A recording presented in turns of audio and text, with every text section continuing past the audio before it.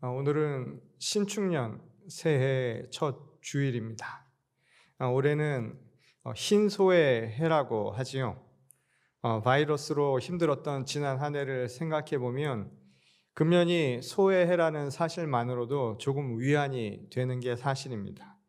왜냐하면 이 백신의 원조가 된 동물이 바로 소이기 때문입니다. 백신이라는 말의 어원이 라틴어로 암소를 뜻하는 베카에서 유래했다고 하지요. 영국 의사인 에드워드 제너가 우연히 암소의 젖을 짜다가 우두에 한 번 걸려본 사람은 천연두에 걸리지 않는다는 사실을 발견하고 사전 접종을 통해서 예방 개념을 처음 창안을 해냈다고 합니다. 그러고 보면 인류에게 소는 정말 가져다 주는 것이 많은 아주 복된 고마운 존재가 아닐 수 없습니다. 과학적 근거는 없지만 많은 사람들이 소의 해인 2021년에 그 어느 때보다 희망적인 일들이 더 많이 생겨날 것이라고 기대를 갖는 이유라고도 합니다.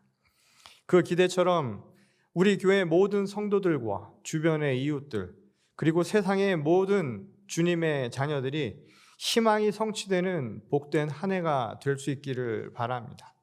물론 모든 희망을 아무 노력과 수고 없이 얻으려고 기대해서는 곤란하겠지요. 땀과 눈물 없이 얻은 소득은 잠시의 기쁨을 줄 수 있을지는 몰라도 삶의 진정한 열매가 되기는 어려운 법입니다. 새해를 뜻하는 한자어 신년의 의미를 봐도 그렇지요. 이 새로울 신자라는 이 한자어를 보게 되면 이 설립자와 밑에 나무 목자 그리고 옆에 이 도끼 근자로 이루어져 있는 것을 보게 됩니다. 근데 그 뜻이 뭐냐 하면 나무에 도끼로 생채기를 내서 새 순을 돋게 한다라는 의미라는 거예요. 그래서 새로워진다라는 의미를 갖는 단어라는 겁니다. 근데 이 새로워진다라고 하는 것은 결국 이전과는 달라진 변화를 의미하는 것이겠지요. 그래서 그 변화는 그냥 이루어지는 게 아님을 사실은 이 한자어를 통해서도 알 수 있다는 거예요. 생채기를 내는 아픔을 수반하는 것, 이게 변화요, 이게 새로워진다라는 의미라는 겁니다. 잘려나가는 고통이 비록 따르지만 이로 인해서 새살이 돋아나게 된다는 것, 이것이 바로 새로움의 뜻이라는 것이죠. 새해를 맞이하며 우리가 기억해야 할 부분도 이와 같습니다. 지난 해와는 조금 더 다른 새로운 한 해를 여러분들이 소망한다면, 지난 해와는 조금 변화된 이번 한 해를 여러분들이 기대한다면 바라는 기대만큼 또 겪어야 할 고통도 감내한다는 것을 기억하라는 것이죠. 그것은 기독교 신앙의 가르침에서도 찾아볼 수 있습니다. 십자가의 고난이 없는 부활은 존재할 수가 없습니다. 한 알의 밀알이 땅에 떨어져 썩어 죽지 아니하면 결코 그 씨앗은 열매를 맺지 못합니다. 이것이 자연의 이치요 하나님의 말씀의 원리입니다. 그래서 바울도 그리스도와 함께 십자가에 못 박혀 옛사람은 죽고 그리스도와 함께 다시 부활하는 것, 그것이 바로 구원의 길이라고 우리에게 가르쳐 준 바 있지요. 그런 의미에서 기독교 신앙의 핵심 키워드는 새로워지기 위한 변화라고 해도 과언이 아닙니다. 구원의 첫 관문이라 할 수 있는 회개라고 하는 말도 그 변화에서 찾을 수 있습니다. 내가 가던 길이 잘못된 길임을 깨닫고 그것을 포기하고 새로운 길로 길을 전환하는 것, 그 변화라고 하는 것이 바로 회개의 의미라는 겁니다. 세례도 마찬가지이죠. 세례라고 하는 것은 물을 통해서 내가 그리스도의 영이 임한 것을 고백하는 신앙의 결단입니다. 근데 그것은 내가 죽고 다시 그리스도와 다시 사는 것을 신앙적으로 고백과 결단하는 확증의 의식이라고 할 수 있다는 거예요. 결국 새로운 변화라는 것이죠. 새로운 피조물로 거듭나기 위해서 옛사람은 내가 부인되고 또한 죽어야 한다는 것을 의미하는 것. 이게 바로 기독교 신앙의 핵심이라는 겁니다. 그런데 이러한 변화는 개인적인 변화에만 그치는 것이 아니죠. 신앙의 영성은 개인적인 영성에만 머무르는 게 아니라는 거예요. 예수께서 제자들에게 당부하신 빛과 소금의 역할을 감당하라고 하신 그 사명도 궁극적으로는 세상의 변화를 우리에게 가져오라고 일르신 명령이라고 할 수 있다는 겁니다.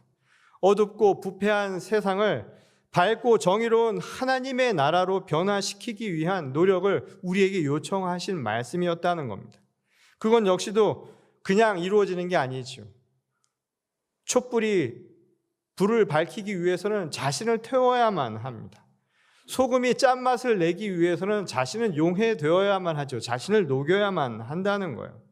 그러니까 세상을 복되게 하는 그 변화라고 하는 것은 저절로 이루어지는 것이 아니라 자기를 부인하는, 때로는 고난의 과정을 통해서 성취될 수 있다는 말씀입니다. 한마디로 기독교 신앙은 변화를 위해서 우리 스스로가 겪어야 하는 그 고난이 맺는 진정한 희망의 열매라고 말씀할 수 있다는 것이지요. 그래서 예수님은 믿음의 길을 좁은 길이라고 우리에게 말씀하셨습니다. 결코 넓은 문을 향해 가듯이 평탄하고 쉬운 길은 아닐 수 있다는 거예요.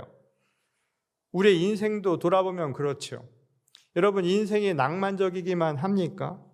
그러면 좋겠지만 현실은 말 그대로 냉엄한 세계일 뿐입니다.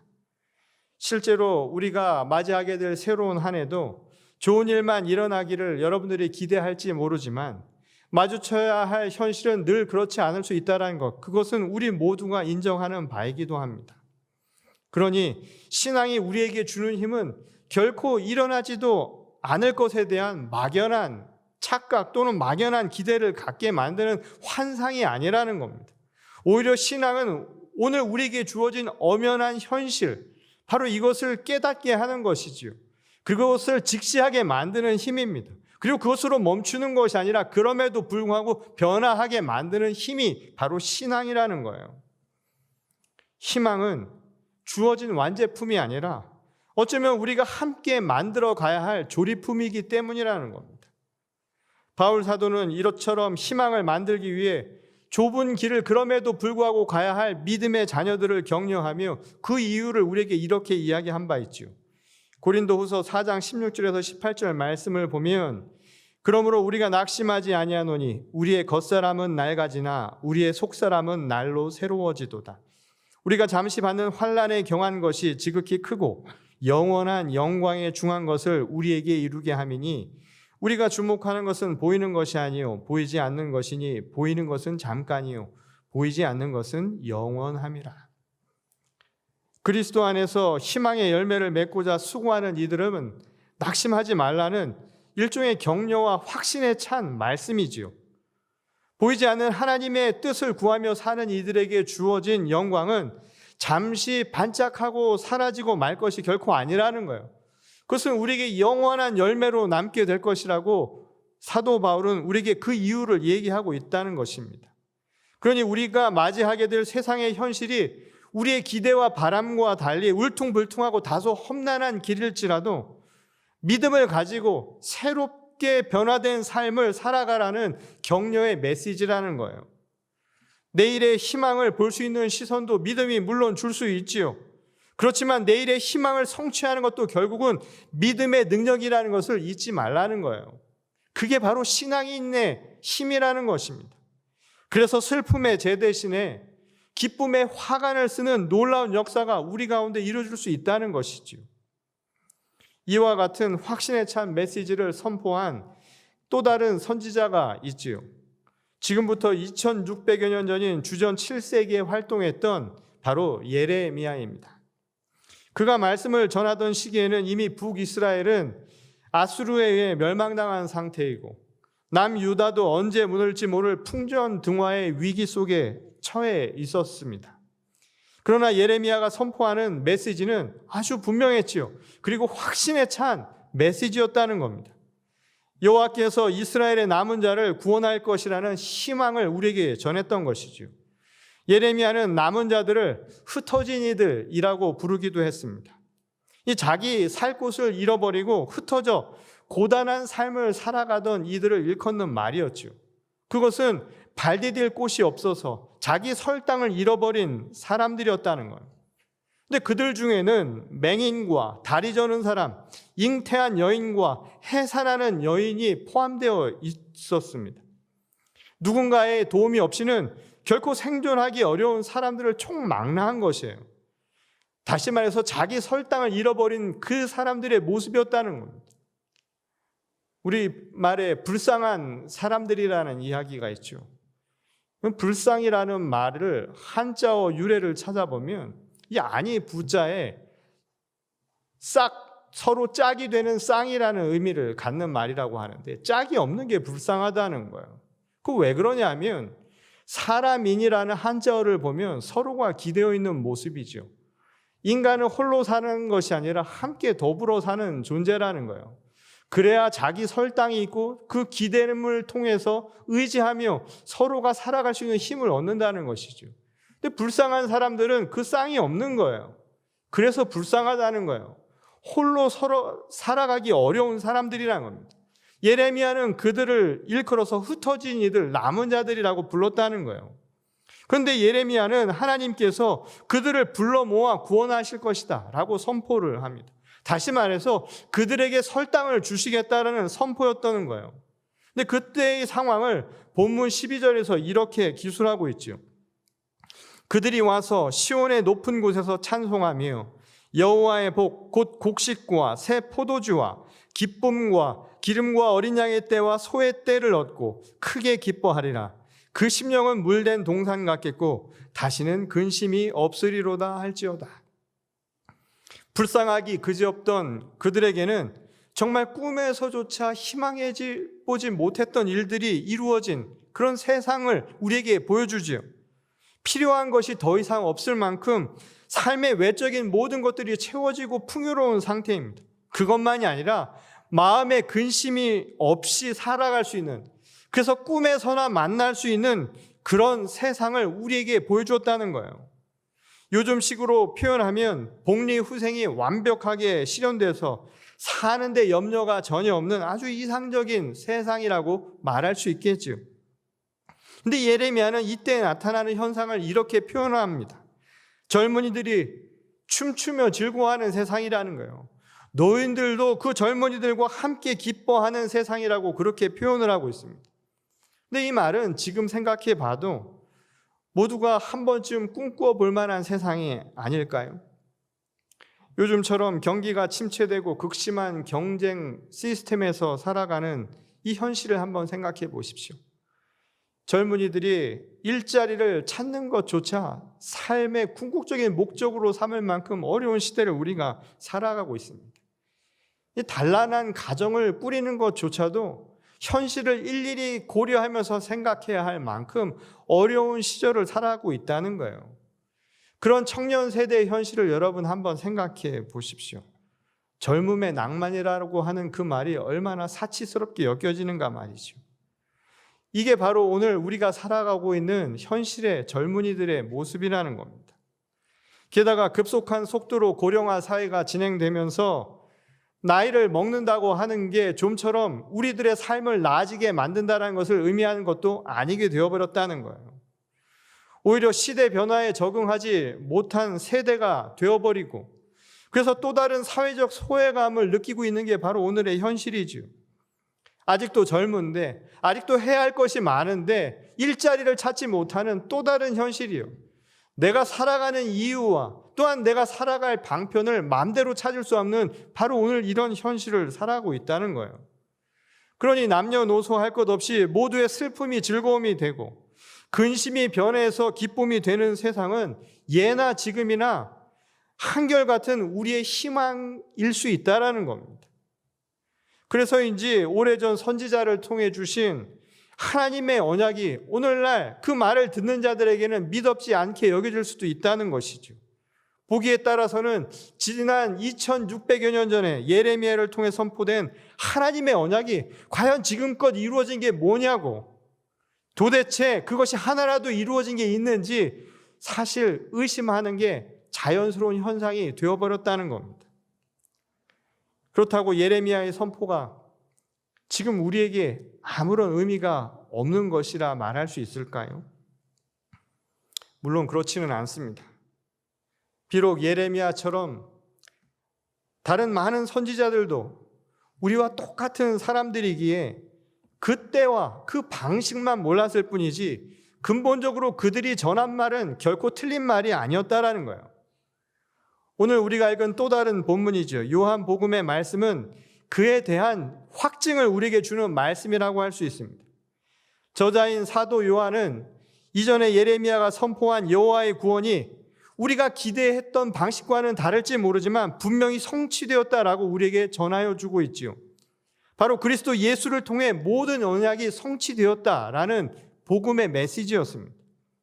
예레미야가 말한 것처럼 곡식이 채워지고 양떼와 소떼를 늘려주는 방식과는 전혀 다른지 모르지만 그리스도 예수를 통해서 하나님의 언약은 확증되었다는 거예요. 하나님의 사랑이 예수 그리스도를 통해서 분명하게 나타난 바 되었다는 겁니다. 그러니 그 사랑을 한번 느껴보라는 거예요.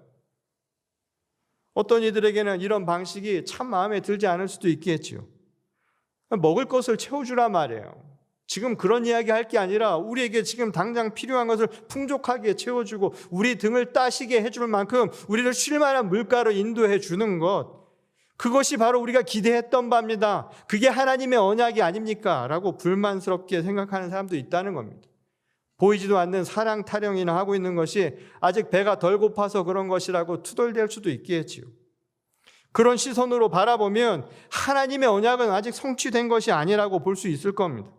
아니, 그런 시선으로 바라본다면 평생 희망을 못 보고 죽을 가능성도 높다는 거예요.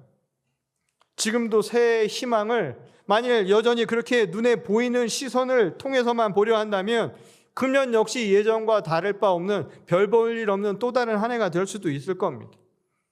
보이는 것이 전부라고 생각하는 이들에게는 결코 만족할 수 없는 해가 될 수도 있다라는 거예요. 근데 여러분, 그것은 꿈일 수밖에 없다는 겁니다. 그러나 오늘 바울의 고백처럼 우리가 낙심하지 않는 이유는 언젠가 낡아버릴 그 보이는 것 때문이 결코 아니라는 거예요. 참된 만족은 보이지 않는 영광이 임할 때 이루어질 수 있다는 겁니다. 오직 그리스도 예수만이 우리를 만족해 할 수 있다는 거예요. 오직 그분만이 우리에게 참된 복이 될 수 있다는 겁니다. 오직 그분만이 사라지고 말 꿈과 같은 것에 머무는 것이 아니라 영원한 영광의 길로 인도해 주실 유일한 길이라는 거예요. 그분을 통해서만 우리는 완전한 영광을 체험할 수 있기 때문이라는 겁니다. 오늘 예레미야서 마지막 9절인 14절 말씀에서 하나님이 내 복으로 내 백성을 만족하게 하리라고 말씀하신 이유도 바로 여기에 있는 것이죠. 여기서 말한 복은 좋은 선물이라는 의미를 갖는 말입니다. 그러니까 결국 예수 그리스도가 우리에게는 좋은 선물이라는 거예요. 예수 그리스도를 요한은 말씀이라고 이야기했죠. 그래서 좋은 선물, 좋은 말씀, 굿 뉴스, 복음이 곧 예수 그리스도임을 우리에게 분명하게 이야기해 주는 겁니다. 세상에 이보다 더 좋은 선물이 어디 있겠느냐는 거예요. 그래서 요한은 이야기하죠. 그것은 곧 우리에게 은혜 위에 은혜를 더한 것이라고요. 복 위에 복을 주는 것과 똑같다고요. 차고도 넘치는 복이 바로 그 안에 있다라고 우리에게 고백을 하고 있다는 겁니다. 왜냐하면 우리에게 진정한 선물이 곧 그리스도 예수임을 깨달았기 때문이라는 거예요. 바울 사도의 고백도 이러한 확신을 우리에게 분명하게 이야기를 해주지요. 에베소서 1장 3절에서 6절 말씀을 보면 사도 바울이 이런 고백을 하는 것을 보게 됩니다. 찬송하리로다. 하나님 곧 우리 주 예수 그리스도의 아버지께서 그리스도 안에서 하늘에 속한 모든 신령한 복을 우리에게 주시되 곧 창세전에 그리스도 안에서 우리를 택하사 우리로 사랑 안에서 그 앞에 거룩하고 흠이 없게 하시려고 그 기쁘신 대로 우리를 예정하사 예수 그리스도로 말미암아 자기의 아들들이 되게 하셨으니 이는 그가 사랑하시는 자 안에서 우리에게 거저 주시는 바 그의 은혜의 영광을 찬송하게 하려는 것이라. 바울은 하늘에 속한 모든 신령한 복이요, 그 우리에게 거저 주신 바라는 거예요. 선물이라는 거예요. 그 모든 것은 오직 그리스도 안에서만 이루어진다라고 하는 것을 우리에게 가르쳐주고 있습니다. 그걸 안다면, 우리에게 거저 주신 선물이 무엇인가를 안다면, 오늘 우리 인생의 진정한 복이 어디서 오는 것이 안다면 우리 삶이 자기 먹은 대로 잘 풀리지 않는다 할지라도, 마음껏 소유하며 누리지 못한다 할지라도 우리가 찬송할 수밖에 없다는 거예요. 예레미야가 선포한 것처럼 삶의 공고하고 비참한 현실 속에서도 궁극적으로는 찬송하는 삶을 누릴 수 있다는 겁니다. 내가 설 자리가 없어서 불쌍한 상태가 되어 있을지라도, 누군가 나의 옆자리를 채워주지 못할지라도 그 순간 하나님이 우리를 채워주고 계시다는 거예요. 양떼와 소떼를 우리에게 주지 않아도 그리스도 예수를 통해서 우리는 완전해질 수 있다는 겁니다. 그분만이 우리를 복되게 할 수 있다는 거예요. 그래서 우리가 기쁨의 찬양을 부를 수 있게 된다는 겁니다. 예수 그리스도가 우리에게는 복음 그 자체라는 거예요. 여러분, 우리에게 가장 귀한 선물 오직 주 예수 그리스도이심을 믿으시기 바랍니다. 우리에게 주신 이 신령한 복, 곧 그리스도 예수를 통해 주신 구원의 은혜는 말로 설명이 불가능한 것이죠. 아무리 설명을 해주어도, 제가 지금 아무리 이야기를 하려 해도 알려 하지 않거나 들으려 하지 않거나 체험해 보지 않으면 안 된다는 거예요. 그래서 예수께서 하신 말씀은 항상 와서 보라고 이야기를 하시죠. 그 구원의 역사는 직접 참여해서, 동참해서 체험할 수밖에 없다는 거예요. 이걸 우리는 믿음이라고 부릅니다. 그 믿음은 그 신비한 체험을 통해서 우리를 전과 다른 존재로 만들어주는 거예요. 새롭게 변화된 존재가 되는 겁니다. 이게 바로 믿음의 능력이라는 거예요. 그런데 문제는 이러한 변화를 사람들이 기꺼이 달갑게 받아들이려 하지 않지요. 왜 그런가요? 두려워하는 거예요. 싫어하는 겁니다. 새순을 돋게 하기 위해 내야 할 생채기가 두려운 거예요. 그러고 싶지는 않은 거예요. 그리스도 예수의 영광을 체험하기 위해서 짊어져야 할 무거운 십자가는 너무 무거워서 지기 싫은 거예요. 그것이 두려운 거예요. 새로운 영으로 거듭나기 위해서 포기되어야 할 내 육신의 욕구라고 하는 것, 그것은 버리기 싫은 거예요. 그리고 두려운 거예요. 내가 가지고 왔던 낡은 옛 습성은 버려야 되는데 아직 버리고 싶지가 않은 거예요. 아직 미련이 남아있다는 것이죠. 그래서 받을 복만 원하고 이를 위해 감당해야 할 수고와 책임은 지려하지 않는 얌체 신앙들이 바로 이곳저곳에서 이 판을 치고 있는 이유라는 겁니다. 틈만 나면 선지자들이 우리에게 두려워 말라고 권면한 까닭이 바로 여기에 있습니다. 희망은 만들어가는 거예요. 근데 그 희망을 만들어가기 위해서 거쳐야 할 수고와 책임은 더 이상 두려움의 대상이 아니라는 것을 우리에게 가르쳐주는 것이죠. 우리가 그 결실을 위해서 지나가야 하는 과정일 뿐이라는 겁니다. 그러니까 뒤로 물러서는 게 아니라는 거예요. 변화를 위해서는 그냥 머물러 있어서 되는 것이 아니라 한 발자국씩 떼야 되는 거예요. 지금 서 있는 자리에서 한 발자국씩 떼어서 그 두려움에서 벗어나서 한 걸음씩 나가는 것이 바로 희망의 길이라는 겁니다. 무엇보다 하나님께서 그 모든 과정을 우리와 함께 하신다고, 동행해 주신다라고 우리에게 약속해 주지 않으십니까? 그리고 넘어지면 우리를 붙들어 주신다고요. 불쌍한 존재로 남게 하지 않을 것이라고, 그 누가 우리를 지켜주지 않아도 하나님께서 우리와 함께 해주신다라고 약속하지 않으셨습니까? 예레미야는 이것을 물된 동산에 비유하여 우리에게 그 약속을 전하고 있지요. 메마르지 않도록 날마다 생명샘을 우리에게 허락해 주신다는 거예요. 내게 아무리 많은 것이 있어도, 내가 많은 것을 소유하고 있어도 인생은 내 마음이 흔들려 버리면 그때부터는 끝장입니다. 내가 마음에 힘이 생겨나지 않고 희망의 힘이 생겨나지 않으면 무너지기 마련이에요. 내가 바깥에서 아무리 많은 것을 가지고 와도 가정에서 내 마음이 무너져 버리면 그때는 끝이 돼버리는 겁니다. 그 무엇보다 내 존재 자체에 힘이 없고 생기를 잃어버리면 인간의 삶은 결코 만족할 수 있는 삶이 될 수 없다는 거예요. 오늘 예레미야는 하나님의 언약을 우리에게 전합니다. 우리의 심령에 메마르지 않는, 영원토록 메마르지 않는 물된 동산처럼 하나님께서 채워주신다라는 거예요. 이게 얼마나 우리에겐 큰 약속입니까? 그러니 한 걸음 한 걸음 떼는 것을 두려워하지 말고 그 희망을 만들어 가기 위해서 오늘도 나아가라는 거예요. 제가 저희 교회 임원들과 그리고 저희 함께하는 교역자들에게 항상 하는 말이 있습니다. 염려하지 말라고, 두려워하지 말라고, 믿으라고. 어떤 분들은 저 사람이 뭘 믿고 저렇게 얘기하나 이야기할지 모르지만 전 믿는 구석이 있습니다. 하나님이 저뿐만 아니라 우리를 물된 동산처럼 심령을 채워주시리라는 바로 그 믿음입니다. 지금까지 목회를 하면서 한 번도 안 될 거라는 생각을 해본 적이 없습니다. 지금도 그렇습니다. 앞으로도 마찬가지일 겁니다. 금년 한 해도 저는 그렇게 생각합니다. 아무리 힘들고 어렵고 지금 일손이 부족하다 할지라도 그런 생각 한 번도 들지 않습니다. 왜냐하면 하나님께서 물된 동산처럼 저의 심령을 채워주시고 저와 함께 해주시고 저와 동행해 주시고 제가 어떤 길을 가든지 반드시 지켜주실 것이라는 그 확신이 있기 때문이라는 거예요. 오늘 희망을 맺기 위해 하나님께서 여러분들의 심령 가운데 메마르지 않은 물된 동산이 되어주실 것임을 여러분 꼭 믿으시기 바랍니다.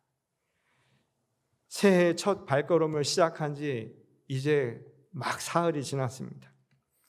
이제 현실적으로는 앞으로 우리가 가야 할 나머지 362일은 어쩌면 우리의 기대와 같지 않을 수도 있을 겁니다. 생각보다 더 어렵고 더 깊은 생채기를 낼 수도 있는 힘든 한 해가 될 수도 있을지 모릅니다. 그렇지만 희망은 늘 우리가 함께 만들어가야 이루어질 수 있는 열매라는 사실을 잊지 마십시오. 그리고 우리가 뿌리는 그 믿음이라고 하는 씨앗 안에 그 희망은 열매로 자라날 수 있을 것입니다. 그러나 그 씨앗이 싹을 트고 자라나 희망이란 열매를 맺기 위해서는 그 믿음이란 씨를 반드시 뿌려야 한다는 거예요. 그 수고가 선행이 되어야 한다는 겁니다. 그리고 성실과 돌봄으로 잘 자라날 수 있도록 여러분 노력을 기울여야 한다는 거예요. 발을 떼야 한다는 겁니다. 땀을 흘리고 눈물을 흘리고 수고를 해야 한다는 거예요. 비록 그때와 방식은 알 수 없지만 반드시 그 희망은 그 믿음이라는 씨앗이 뿌려질 때 자라날 수 있다는 겁니다.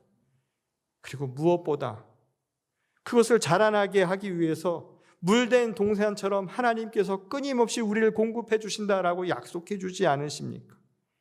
우리에게 마르지 않는 은혜를 금년 한 해도 주님께서는 변함없이 주실 것입니다.